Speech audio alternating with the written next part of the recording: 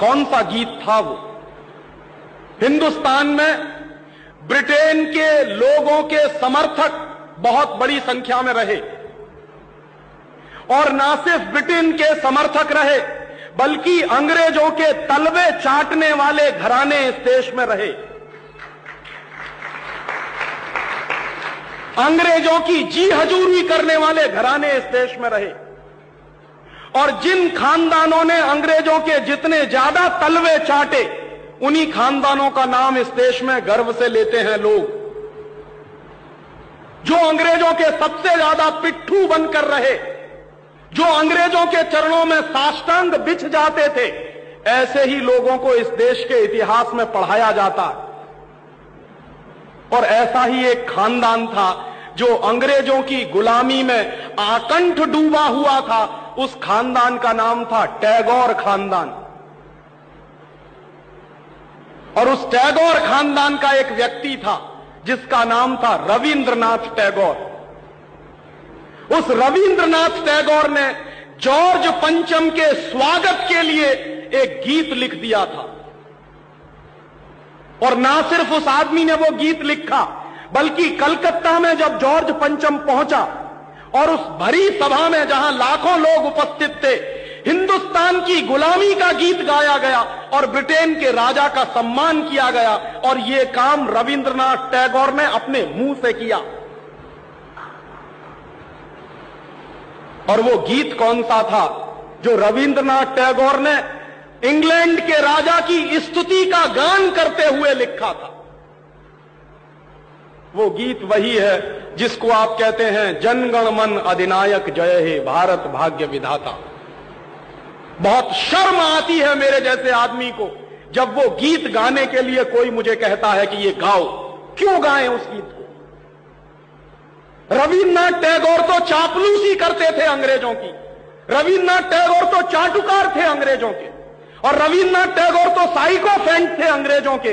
इसलिए उन्होंने अंग्रेजों के राजा के सम्मान में वो गीत लिखा था। मैं तो नहीं हूं, मुझे तो अंग्रेजों की चापलूसी से कोई मतलब नहीं है। मैं तो अंग्रेजों का उससे ज्यादा विरोधी हूं जितना कोई हो सकता। लेकिन मेरे आजाद देश में उस गीत को बार बार गवाया जाए, यह मेरा राष्ट्रीय अपमान का प्रश्न है। और जिस गीत को अंग्रेजों के राजा जॉर्ज पंचम के स्वागत में गाया था रविन्द्रनाथ टैगोर ने, वही गीत 5 दिन पहले दिल्ली के एयरपोर्ट पर गाया गया महारानी के सम्मान में। आपने कभी ध्यान दिया है उस गीत के शब्द क्या हैं और उन शब्दों का मतलब क्या है? जनगण मन अधिनायक जय हे, हिंदुस्तान की जनता के मनों के अधिनायक तुम्हारी जय हो, ये मतलब है। जनगण मन अधिनायक जय है माने जॉर्ज पंचम तुम हिंदुस्तान की जनता के मनों के, जनता के गणों के अधिनायक हो, सुपर बॉस हो, इसलिए तुम्हारी जय हो। ये रविन्द्रनाथ टैगोर गा रहे हैं। भला इससे ज्यादा चाटुकारिता का दूसरा कोई प्रमाण मिल सकता?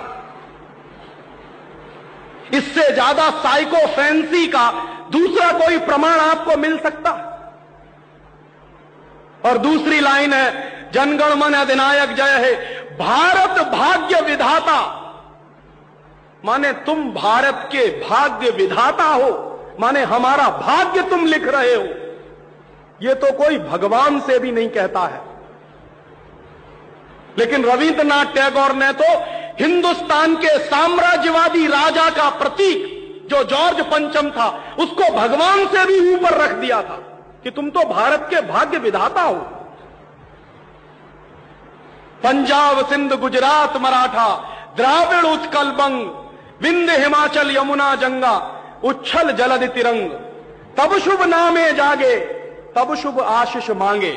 माने पंजाब सिंध गुजरात मराठा द्राविड़ उत्कल बंग, ये सारा हिंदुस्तानी इलाका तुम्हारे लिए आशीष मांग रहा है, तब शुभ आशीष मांगे। तुम्हारी भलाई की प्रार्थना कर रहा है। ये पूरा हिंदुस्तान जो अंग्रेजों की गुलामी में सिसक रहा था, उसको रविन्द्रनाथ टैगोर लिख रहे हैं कि ये सारा का सारा हिंदुस्तान तुम्हारे लिए आशीष मांग रहा है। तब शुभ आशीष मांगे।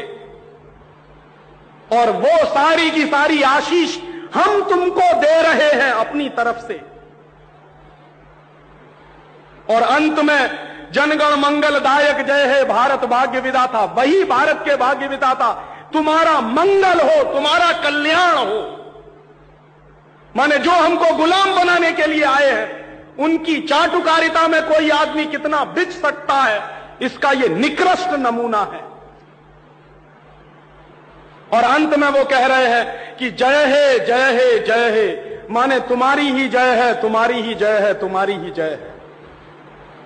ऐसा गुलामी का प्रतीक गीत ये गुलामी के दिनों में गाया गया एक ऐसे हिंदुस्तानी की तरफ से जिसको शायद आप बड़े श्रद्धा की नजर से देखते हैं।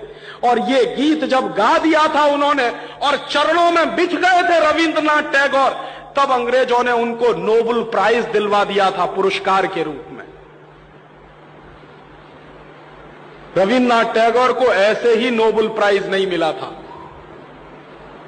अंग्रेजों ने कुछ नियम बनाए थे, कुछ परंपराएं बनाई थी। और अंग्रेजों के नियम क्या थे? जो अंग्रेजों की जितनी ज्यादा चाटुकारिता करे, जो अंग्रेजों के जितने ज्यादा पैर चाटे, उसी को अंग्रेजी सरकार राय बहादुर का खिताब देती थी। उसी को अंग्रेजी सरकार हिंदुस्तान में और इंग्लैंड में नाइटहुड की पदवियां दिया करती थी। ऐसे ही लोगों को अंग्रेजों की तरफ से इनाम मिलते थे, क्योंकि वो अंग्रेजों के चरण चाटते थे और हिंदुस्तान को गालियां देते थे।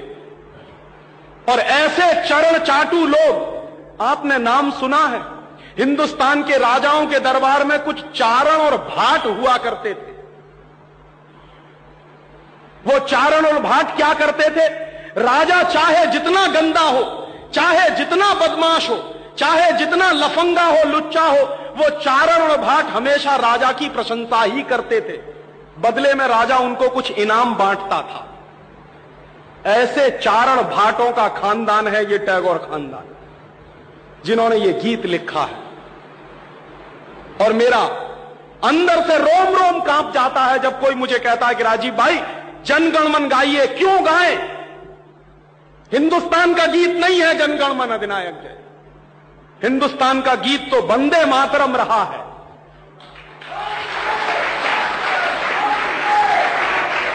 और यह वंदे मातरम जैसा गीत जो हिंदुस्तान की आजादी की लड़ाई का प्रतीक था, जो हिंदुस्तान के लोगों में खून में जोश भरने का काम करता था, उस वंदे मातरम जैसे गीत को हिंदुस्तान में राष्ट्रीय गीत का दर्जा दिलवाने में 50 साल लग गया हमको, अब जाके हुआ है।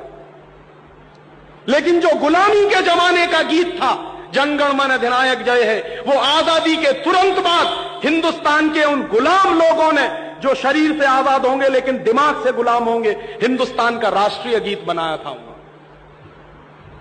और आप में से बहुत कम लोग जानते होंगे कि कांग्रेस के 2 अधिवेशन हुए थे, जिन दोनों अधिवेशनों में यह फैसला हुआ था सर्वसम्मति से कि हिंदुस्तान की आजादी के बाद जनगण मन हमारा राष्ट्रीय गीत नहीं रहेगा।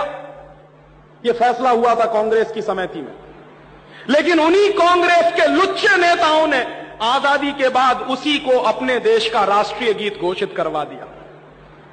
इससे ज्यादा शर्म की दूसरी बात कोई हो नहीं सकती।